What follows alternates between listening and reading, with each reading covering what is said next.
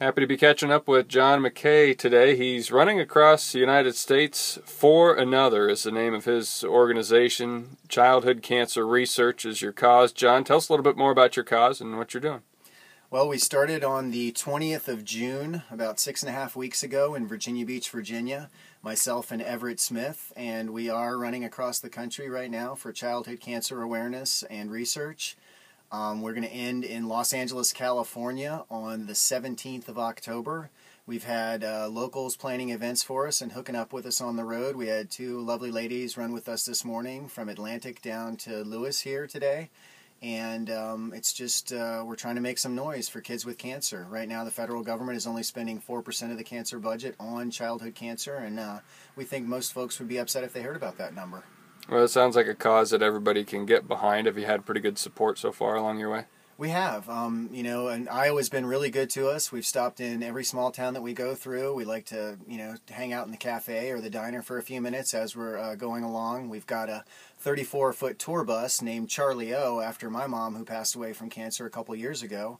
And one of us will drive forward about 10 or 12 miles, maybe even more, and the other person will run up to that tour bus. So when that bus is stationary, it's kind of a big billboard. It tells people what we're doing. We've got sponsors on the side of that as well. And we hope that if you see the bus somewhere, you'll just kind of pull up and take a look and come on board and sign one of the walls. We've got one of the walls inside wrapped in gold too, and we've got a whole bunch of gifts we've been giving to kids and treatments all across our route. Tell us a little bit more about the gifts to the kids and your stops at the hospitals. Sure. We were in Des Moines Blank Children's Hospital just a couple of days ago, and we actually were there visiting with a whole bunch of kids. And Cheryl, who's with us today, her son Emmett is there in some treatments, and we had some gifts for everybody. We have some dolls for girls that have ports in them, and they have hair that's removable. A company called Forever We out of Atlanta, Georgia, donated those dolls to us.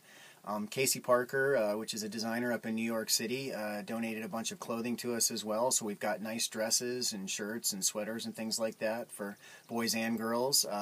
We're currently talking to a couple more companies right now. We're a little heavy on the girl presents and not quite enough boy presents. So we're hoping that soon we'll also have some more boy presents as well to give to kids. And we've got some stuff going to Omaha. We've got some stuff going to Lincoln, and we're heading to Nebraska next. And if you'd like to reach out to us, we always love to hear from folks and connections in hospitals or with your local running community, or if there's anybody that you think should get in touch with us and come run with us for a couple minutes or just hang out, please let us know.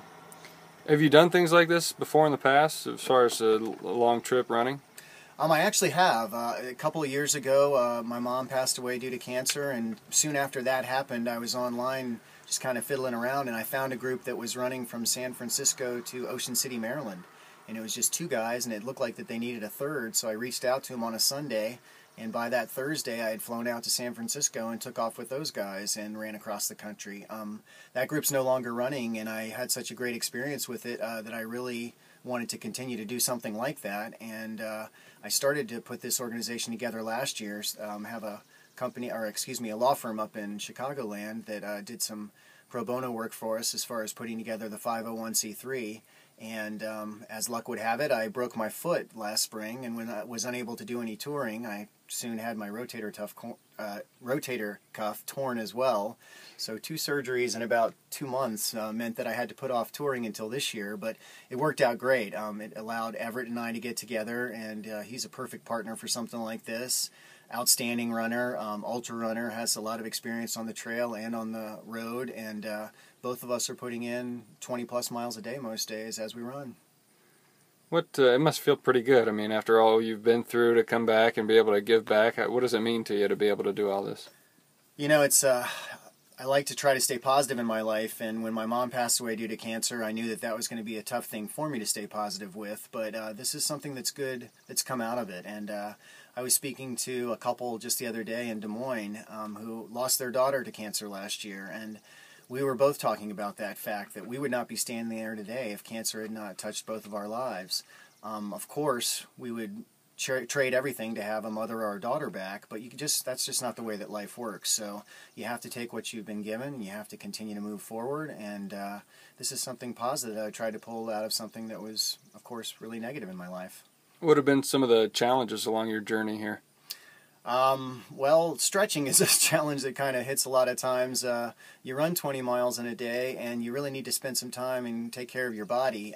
Everett and I are both constantly making calls and emailing ahead to the next towns that we're coming to and trying to make sure that we're taking care of the business aspects of what we're doing. We've got to put gas in this rig. We've got this 34-foot tour bus. We actually had some transmission problems a few weeks ago and got to drop the drive shaft and drop the transmission out and fix it. But we had a couple that was in Manhattan, Illinois, a little farming community there, and they had the know-how and were really mechanically inclined. They had a son-in-law that had worked on big rigs, and they helped us take care of all of that. I should say we helped them take care of that. So, if you're not dropping the transmission out, then you're... And we, amazingly enough, we kept our mileage up during that time as well. We were running every day too while we were working on the rig. So thank you to the McCollums, excuse me, in Manhattan for helping us out with that. And yeah, there's all sorts of challenges. We really don't know what the challenges are a lot of times too, Bennett. It's we'll wake up in the morning, we know we're going to run, but other than that, there's no guarantees for anything. Weather. What we'll find along the road. Last night we had dinner with a bunch of cool families down at the golf course down 71 from Atlantic and had a fantastic time. So, it's always a surprise, and we never know what to expect. A lot of memories, I'm sure, too, along the way. What are some that just jump to the top of your mind? Well, we got to hang out with the governor of Virginia for a couple of hours when we came through Richmond, Virginia. It was kind of funny to see the Secret Service react to myself with my hippie hair, and Everett's got a couple of tattoos on him, so I think they were calling for backup as soon as they hopped on the rig, but they quickly warmed to us, and they signed the rig for us and wished us well, and even cooked us a couple of omelets while we were hanging out in the governor's mansion after they had taken off. Of course, visiting with the children is an amazing thing. I know that Everett and I are both, really excited when we get to go in and hang out with some kids and give them some gifts and talk about some things other than what they're going through. I'd say that has to be the number one highlight. We've met with some researchers that have told us some amazing things that are happening right now in the cancer world, and I think there's a whole lot of things that are happening in the right direction. I just think that if America will realize that we're spending 3.8% of the federal cancer budget right now on children, we might get a little upset about that and tell our congressman that that's not enough. And, just upping that money, it's in the billions of dollars, so adding another percentage point is like adding $500 million. It doesn't matter what kind of peanuts that we can raise running across the country right now. We're trying to raise awareness and make sure people are aware of that 4%. What are the chances? I met a guy yesterday who's walking across the country for a cause, Jared, and you're going to be able to meet up with him as you're running across the country for a cause. Tell us about, what your plans are when you meet up with him. Well, I think we're all going to be doing some laundry together tonight in Council Bluffs, if you want to know the real plans. But the chances, I think it's happening just as exactly as it should. I haven't turned on the radio but 2 or 3 times this entire trip, and I just happened to turn it on yesterday in Atlantic, and I heard the story about Jared. Immediately reached out to him on Facebook. A mutual friend connected us. But 2 days ago when I was in Des Moines area, I'm running along, and a couple rode past me on their bicycles, and I thought about saying something to them, but they were gone before I could, really say anything at all. It started downpouring for the only time all day that it did, maybe 10 minutes later, and I saw them under an awningway as I was approaching the awningway. I wasn't looking for them, I just was going to get out of the rain as well. And I pull up under this awningway, and they were on their bikes, and I'm running, and they said, "Is your name John by any chance?" As it turns out, I've been running for their their granddaughter for the last 2 years. Pinky was diagnosed with cancer a couple years ago, and I reached out to that family through a friend, and so, what are the chances? I think it all happens like it's supposed to. There's no coincidences, and, if you kind of open yourself up to the way things are supposed to go, they usually work out okay. Anything else to add about your cause or your trip so far? We're having a great time. If you see this gold bus somewhere in Iowa, somewhere in Nebraska, please come on out and say hello, sign the wall for us.